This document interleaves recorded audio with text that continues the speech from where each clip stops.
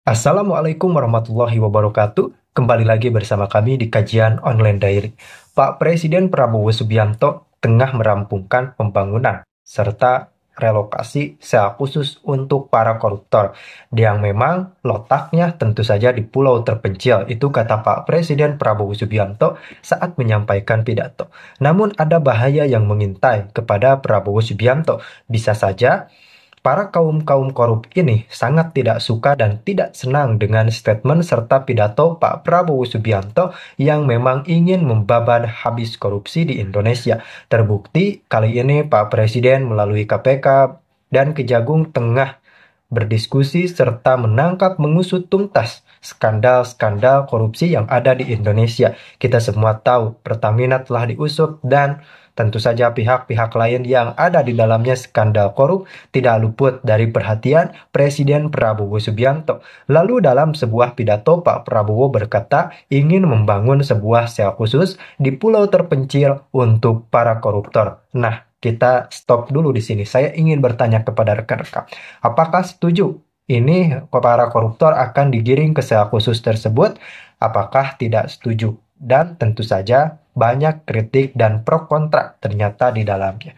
Dalam pembangunan sel khusus ini tentu saja pihak-pihak yang memang tidak suka dengan Prabowo Subianto banyak menyerang Presiden Prabowo Subianto. Bahkan sudah ada mulai gerakan-gerakan yang memang seolah menolak pembangunan sel khusus koruptor ini. Waduh, ada apa nih? Dikira-kira di belakang ini semua, apakah memang koruptor tengah menyusun strategi jahat untuk menjatuhkan pemerintahan Presiden Prabowo Subianto dan Gibran Raka Buming Raka? Karena ini yang dilawan oleh Pak Prabowo ini bukan pihak sembarangan, rekan-rekan.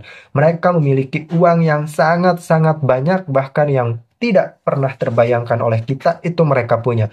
Mereka bisa membeli segalanya, rekan-rekan. Dan ini bahaya ketika Pak Presiden Prabowo Subianto mulai mengobrak-abrik sarang mafia koruptor tersebut. Namun, Pak Presiden Prabowo Subianto rela mempertaruhkan nyawanya sendiri demi bangsa dan negara kesatuan Republik Indonesia. Jelas saya percaya karena sejak muda pun beliau adalah jebolan militer, ex-jenderal Kopassus.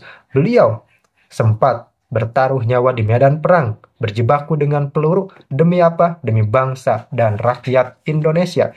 Dan tentu saja ketika sudah diamanahi oleh kita semua, oleh rakyat Indonesia, Pak Presiden Prabowo Subianto tidak akan menyia-nyiakan kesempatan emas ini. Kesempatan yang dimana Pak Prabowo memiliki wewenang yang sangat tinggi serta krusial dalam mengatasi masalah kasus korupsi. Dan di satu sisi kita melihat bagaimana pihak-pihak yang sakit hati kalah dengan Prabowo atau pihak-pihak yang memang memiliki tabiat jahat kepada anggaran negara ini mulai menggaungkan isu-isu yang sebenarnya tidak perlu sama sekali, rekan-rekan.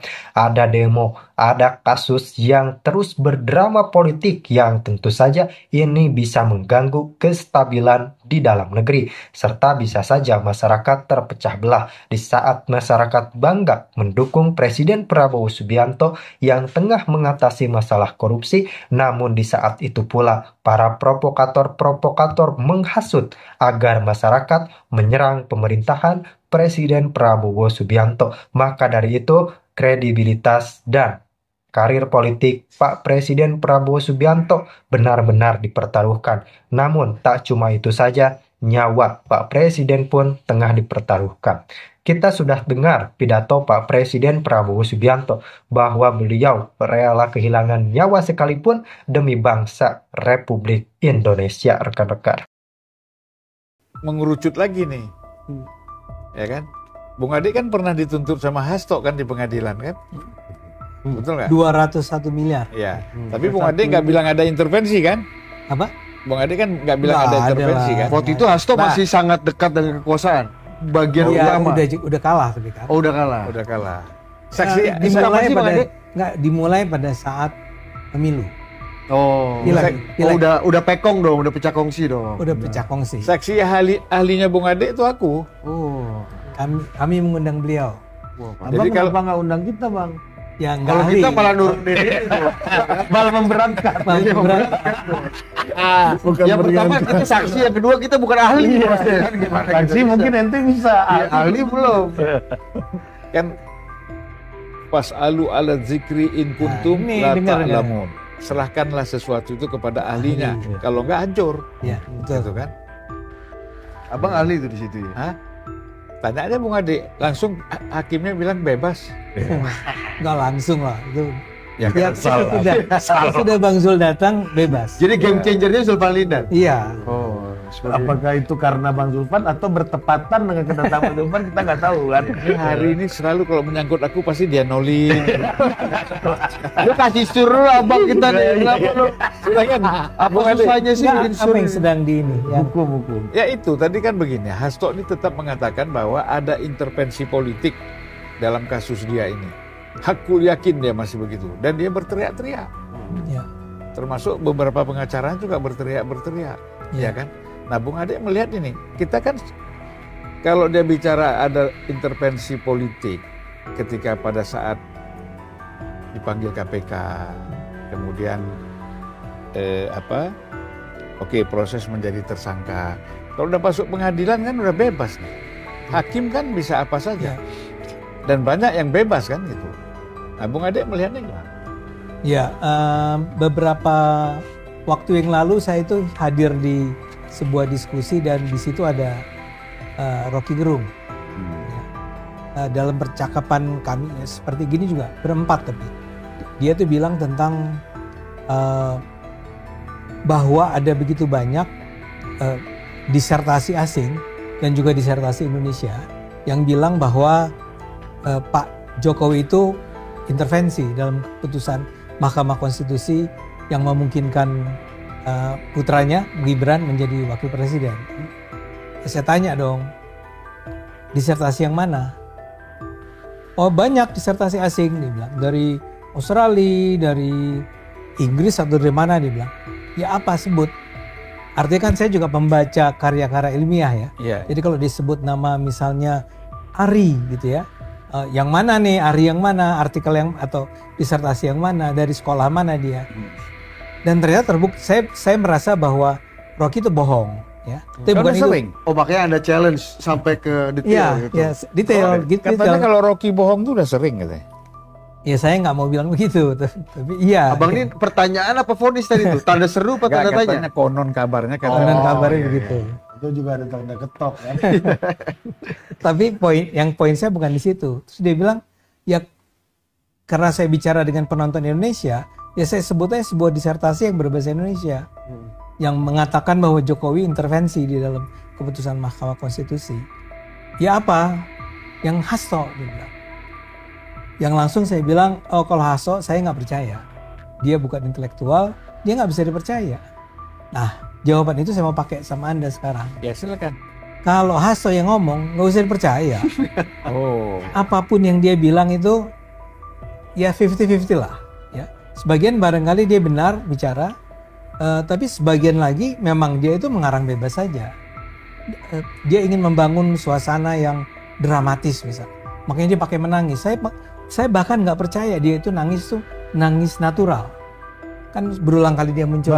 Bang, Ya. kira-kira Bang, kalau model Abang sebagai pakar komunikasi nih ya, komunikasi macam Hasto ini kira-kira pesan ini disampaikan untuk siapa kira-kira yang utama? Pesan-pesannya Hasto ini, Ya, termasuk dia menulis disertasi itu untuk siapa? oh belum. Gini, kalau disertasi harus dilepas. Iya. Karena itu sebuah proses yang agak panjang. Kan bukan intelektual. Bukan Disertasi intelektual, adalah Bang. karya Oh, intelektual. iya. Kan abang Artinya bilang kalau tadi. bukan intelektual ini Iya, karya kan? politik atau karya propaganda Karya. misalnya. Iya. Propaganda. Ya itu ditujukan ke siapa? Iya. Untuk menyenangkan siapa? Primary usernya siapa sih ini dari Nah, narasi-narasi Anda dia harus nih? ingat, Hasto itu punya 2 disertasi loh. Iya. Iya. Ya Oh, kan? abang aja satu pot-potan abang kan? Setengah mati kita bikin Iya, disertasi. Iya, kan? iya, iya. Belum pernah bikin disertasi kan? Belum. Kalau skripsi udah. Udah. Ngelihat orang serius. Kalau tesis sudah. Tapi mendampingi orang promosi dokter ini udah 2 kali saya. Ya, Iya. saya ingat, ya saya ingat. Iya. Jadi Anda tahu lah Tahu. betapa sulitnya itu. Berat. Tapi kembali ke tadi, menurut saya, Pengujinya Bu Mega loh. Jadi itu karya propaganda, bukan karya intelektual. Bang, Yang Bentar dulu. disertasi Ini karena saya harus jawab 2 orang. disertasi pertama di Unhan, pengujinya Bu Mega. Iya. Oh itu Bu Mega Bu Mega sebagai penguji. bukan apa promotor apa-apanya gitu, ada pidato Bu Mega lah gitu. Oke. Yang kedua di UI Kampus Abang. Iya. Ya kan? Di itu sekolah yang sekarang di Pak Bahlil ini kan. Bahlil itu. Iya kan? Nah, ini disertasi kedua disiarkan secara live di Kompas TV lewat YouTube. Hari ini juga sidangnya Pak Hasto juga disiarkan. Oh, kalau ini emang tipikor, Bu. Oh iya ya. Es kopi sianida aja berhari-hari kan. Betul. Lanjut, Bang. Oke. Jadi tadi nanya apa Anda? Jadi oh iya. ini? Sama ini intinya. Sama. Iya. Dan itu bukan karya intelektual, itu karya propaganda. Ya. Apa Saya nggak tujuan tahu karena propaganda? yang satu itu tentang ini kan yang sejarah kan, Geopolitik Bung Karno. geopolitik Bung Karno. Yang bahkan apa gue diceritakan. iya dia ada temuannya yang menarik sekali, saya lupa tuh. Bahwa Bung Karno lah yang menemukan apa gitu ya. Anyway, Menarik aja Bang lupa. iya. Nah, saya mau bilang gini, kalau yang Bung Karno itu bisa jadi adalah sebuah, ya mungkin nggak intelektual yang sesungguhnya, cuma niatan dia tuh niatan ketertarikan intelektual dia lah. Dia punya dong kapasitas intelektual di kepalanya ya.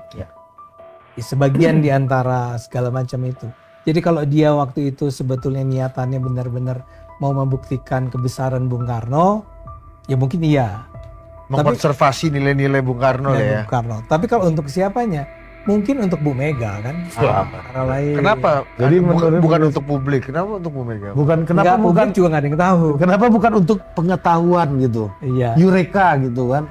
Iya, mungkin juga sih. Saya harus fair nih mengatakan bahwa mengingat hubungan dia yang sangat erat dengan Bu Mega, maka mungkin juga itu dia buat dalam rangka mengatakan pada Bu Mega, saya adalah seseorang yang sesungguhnya mencintai Bung Karno. Lu jadi potong dulu belum kelar-kelar Bang, nih. tapi itu kan biasa Bang. Misalnya Ibnu Khaldun dulu menulis Mukadimah untuk Raja Maghribi gitu. Ya.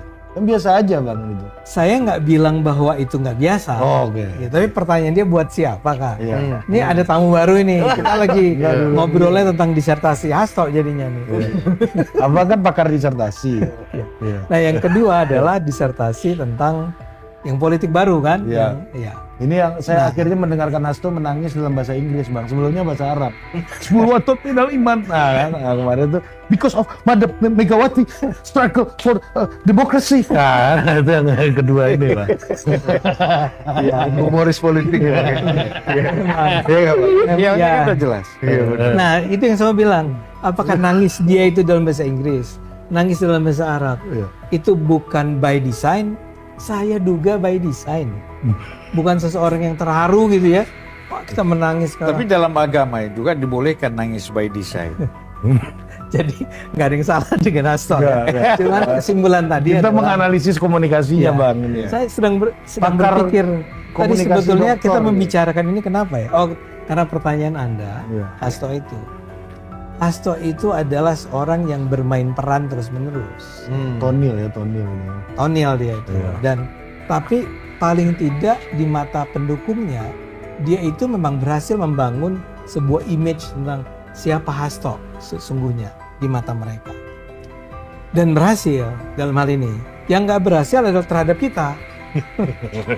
Kita ngelihat dia begitu, kita ketawa gitu ya dan bilang cengeng lo gitu ya.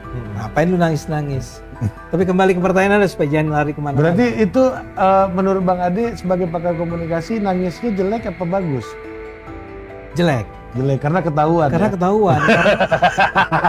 Atau begini Bung Ade, Gimana? kita ini kan judulnya intervensi hukum dan politik. Iya.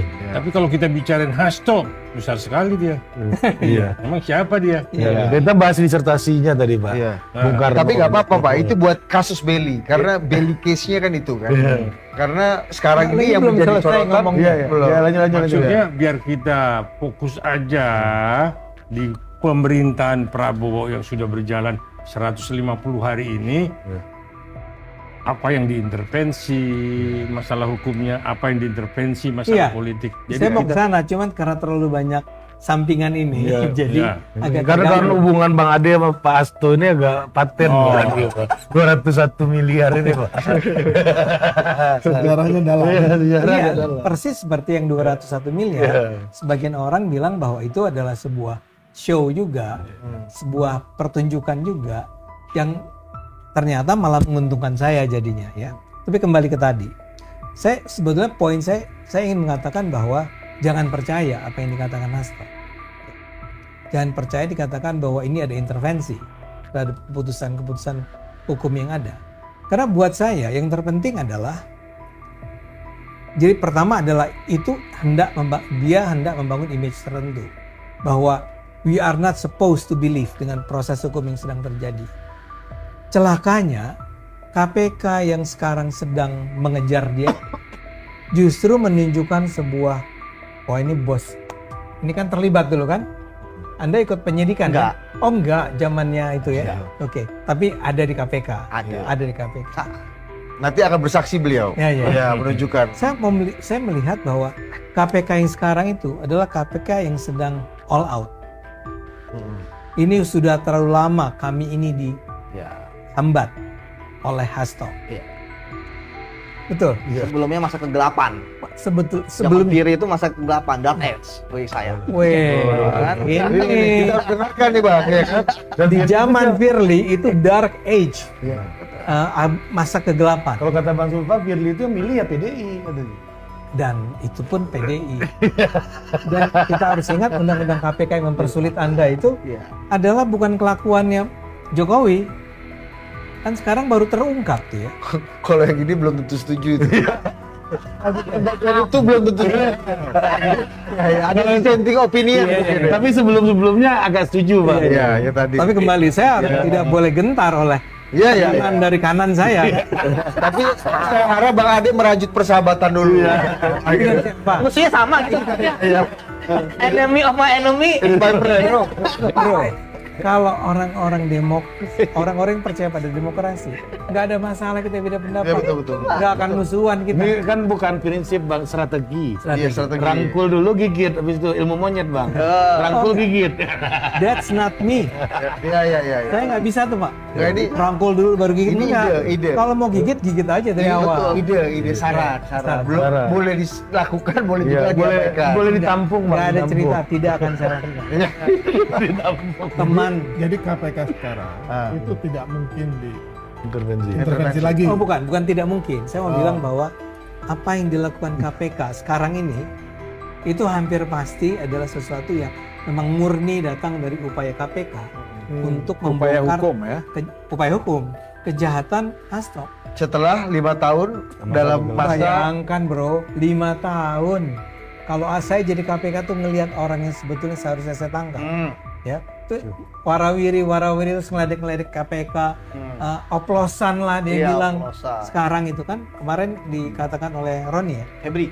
oleh Febri. your friend. Bayangkan. Makanya langsung saya rilis ke media. Oh. Iya, detik.com ya kan semuanya. gimana Bang? Iya, kontak juga Nanti nanti aja. dulu. Tahu. Calon jaksa agung. Bukan.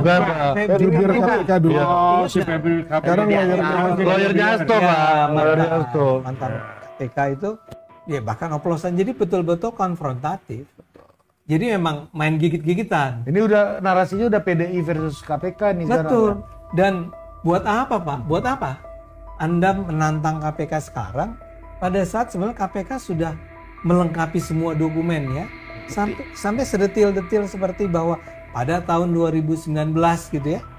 Jadi cerita-cerita tentang yang selama ini kita cuma sering dengar dari kabarnya konon gitu ya, bahwa Jokowi meminta agar Harun Masiku membenamkan handphonenya. Kita nggak ada. Ya kan nggak ada. Nggak ada Pak. Ya nggak ada Jokowinya di situ. Iya nggak ada Jokowinya kan? Betul. Itu poin saya adalah sekarang semua diumbar gitu. Iya. Oh jadi opini publik yang coba Saya rasa enggak. KPK nggak gitu mainnya. Saya rasa. Bukan maksudku dari pihak Hasto, Oh, dari iya. publik sebagai orang yang terzolimi, Pasti. sebagai orang yang bicara Pasti. politik. Berarti agak mirip dulu ketika kasus Ahok, di mana opini publik yang rasanya sudah punya vonis dengan harapan majelis hakim di dalam persidangan itu bisa gentar dengan opini publik besar yang sudah punya vonis duluan sebelum fakta-fakta persidangan di bodohnya dengan gitu. PDIP ya. Kalau dulu kan ketika zaman misalnya kita bandingkan dengan kasus itu strategi Ahok kan waktu ya, itu kan yang dialami dialami Ahok. waktu itu kan seperti memang tidak ada yang berani satupun untuk membela Ahok. Kecuali Anda. Ya ada Bang saya, Zulfan ada Bang Zulfan kali, ada Rocky bela. beberapa orang. Rocky bela. Ya tapi kan Rocky nggak pernah jadi faktor menurut saya. Nggak ada Rocky nggak tahu ini. Ini mumpung nggak ada Rocky. Enak kalau nggak ada orang nggak ada. Enggak, tapi dari MUI nggak ada satupun, dari UN aja nggak ada. Oh ada, Syafi'i Marif. Ya Syafi'i Marif bela, Ibu Musdah bela. Ya udahlah, Iya. detail banget lu. Iya, dia nanya tadi sebut Lanjut Bang. Lagi seneng gua ini. Lanjut. Jadi mengalami serangan kanan kiri. Enggak, bukan serangan, ini pembelaan. Tapi Anda lihat metode opini publik itu ya coba Nah, oke, kembali ke sana. untuk hegemoni ruang publik ini kan. Kembali persidangan. ke situ. Makanya Anda kan bilang apa? Propaganda atau saya setuju dengan istilah propaganda. Karena memang propaganda adalah sebuah cara untuk mempengaruhi opini publik Hegemoni ruang publik. agar menerima apa yang ingin saya katakan walaupun saya tahu persis apa yang saya katakan ini misalnya bohong. Nah, saya merasa betul-betul timnya PDIP itu sekarang setelah merasa bahwa kelihatannya nggak mungkin dicegah. Ya. Kalau semua berjalan dengan fair, pasti kena. Pasti kena. Mengingat KPK itu sedemikian kuat bukti-buktinya sekarang ini. Dan kenanya itu mestinya dari 2019. 2020 Bang. 2020. Ini agak dalam nih soal itu Wiswan. Nah, saya mungkin ke ini dulu deh. Yudi, Belum selesai Bang Ade. Saya rasa lebih menarik. Iya. Saya bukan tersinggung ini. Maksudnya kalau emang nggak apa-apa. Nggak, biar nanti Muadi dapat penjelasan dulu. Iya. Oke. Ya kan? Nah, ini kan selama ini kan di KPK berapa tahun kan Yudi kan? Belum. Itu kau nggak bisa bedakan azan. Karena bahasa Arab dikira bukan bahasa. Pokoknya orang-orang bahasa Arab bukan. Skakmat itu boy. Skakmat dengan Jadi, Saya paham pertanyaan apa. nah, jadi itu. Jadi kasus- selama di KPK ini kan lama. Ya, Baik sebagai penyidik, tapi pasti di ruang lebih besar ya. dari penyidik KPK secara keseluruhan itu. Ya. Ada nggak dirasakan intervensi politik itu? Ya nggak ada lah Bang.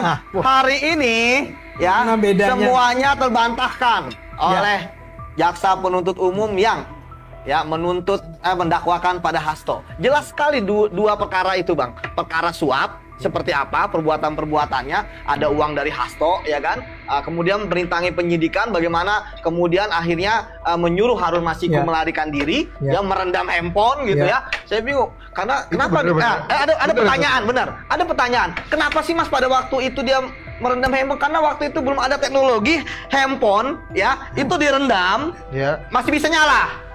Handphone saya ini direndam masih bisa nyala. Iya. Sekarang iPhone 15 tuh udah bisa anti. Ya dulu makanya kamu pertanyaan kenapa sih Hasto? Oh, rendamnya supaya rusak, ya kan? Itu. Nah, Itu dilakukan nggak sih? ya dilakukan lah, makanya kan Mas Dawan. Nah, akhirnya penyidik ya merasa dia terintangi apa? Dia nggak bisa mendapatkan barang bukti handphonenya. Dia nggak bisa menangkap Harun Masiku sampai saat ini, gitu Bang. Jadi kan ketika kemudian dikatakan bahwa ini adalah politik, Bang. Saya kan udah punya banyak pengalaman menangani kasus politik, bukan hanya sekjen loh, sekjen saya pernah, sekjen abang dulu kan. Ternyata terlibat.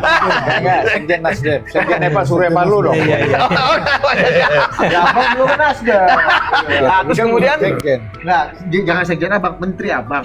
Karena abang staf khusus info dulu. terus kemudian yang kedua Bang, ya ketua-ketua umum partai.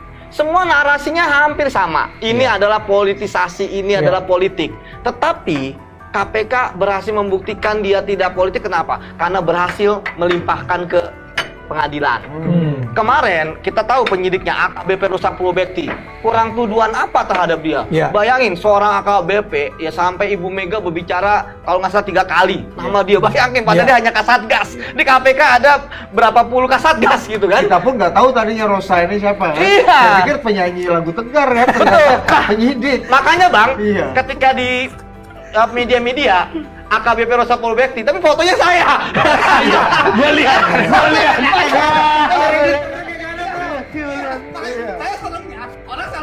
Iya. Nanti saya digebuk. Saya mau tanya satu hal. Gitu. Tadi. Nanti dulu ini penting. Itu bisa sampai ada bukti bahwa Hasto meminta agar Harun Masiku itu merendam tuh dari mana sih? Bang, KPK punya kewenangan melakukan penyadapan. Itu dari penyadapan? Ya, dari penyadapan. Makanya ada juga dari handphone, WA. Kan KPK udah punya buktinya kuat. Jadi ketika KPK hari ini mengatakan perbuatan Hasto ABCD, itu pasti ada dasarnya, Bang. Apakah keterangan saksi, apakah barang bukti, apakah alat bukti. Ya, dan kemudian ketika KPK melakukan pemeriksaan, ketika dikatakan bahwa ada tekanan dan sebagainya, ada CCTV kok, Bang. Ini contohnya, Bang. Yang ini? Iya, contohnya dia pernah ada di ruang pemeriksaan KPK. Lu jangan Anda boleh korupsi. Astaga. Kan aku ada CCTV kan ketemu abang. Bang, dia nggak punya duit terus loh. Biasanya Orang paling miskin yang pernah masuk ruangan itu gua kayaknya. contoh ya, Bang. Kan di situ ada CCTV kan. Iya, gua lagi video-videoin gini ruangannya. Tiba-tiba masuk dia, ngapain lu?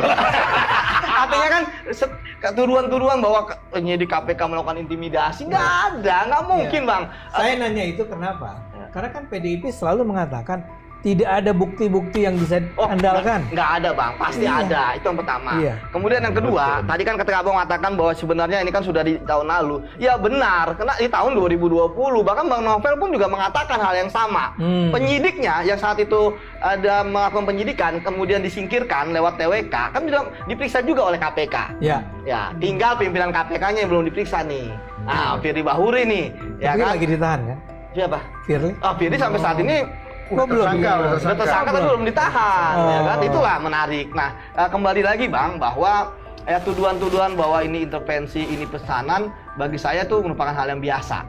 Ya, tadi saya sepakat dengan Bang Ade ya bahwa itu kan supaya menggembirakan pendukungnya. Ya, tapi kalau jadi tuduhan pemerintah dalam konteks ini Prabowo, apalagi Jokowi kan intervensi nggak mungkin ya? Ya nggak mungkin lah. Gimana cara mengintervensi, Bang? Di KPK ya. Saya mau kasih tahu ya, Bang, KPK itu orangnya kritis-kritis, Bang. Wah, pertarungan, nggak bisa pimpinan KPK dari dulu sampai sekarang. Kalau proses penegakan hukum clear, makanya saya katakan